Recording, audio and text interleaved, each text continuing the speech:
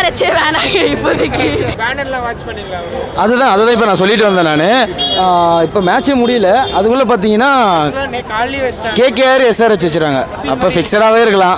SRHக்கு தான் ரொம்ப ஸ்ட்ராங்காக இருந்த மாதிரி இருந்தது, சப்போர்ட்டு எல்லாமே, அதனால வச்சிருக்கலாம். மேட்ச் நல்லா இருந்தது, ஆனால் ரொம்ப RRக்கு எக்ஸ்பெக்ட் பண்ணி வந்தோம். ஃபைனல் ஆயிடுச்சு. ஃபர்ஸ்ட் நாங்கள் எக்ஸ்பெக்ட் பண்ணல, பட் போகிற போக்கில் மேட்ச் வந்து அப்படியே SRH பக்கம் திரும்பிடுச்சு. ரொம்ப நல்லா இருந்துச்சு. நான் ஃபஸ்ட் டைம் பார்க்க வந்திருக்கேன். ஸோ நல்லா இருந்தது. ப்ரோ என்ன மேட்ச்லாம் நடக்கும், நம்ம CSK ஃபேன்ஸ் தானே இங்கே. இன்னைக்கு SRHக்கு சப்போர்ட்.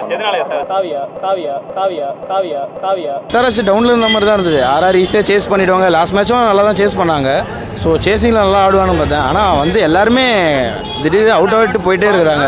பவுலிங்கில் எனக்கு எவன் எப்போ நல்லா போடுவானே தெரியாது. ட்விஸ்ட் அதில் தான் இருக்குது.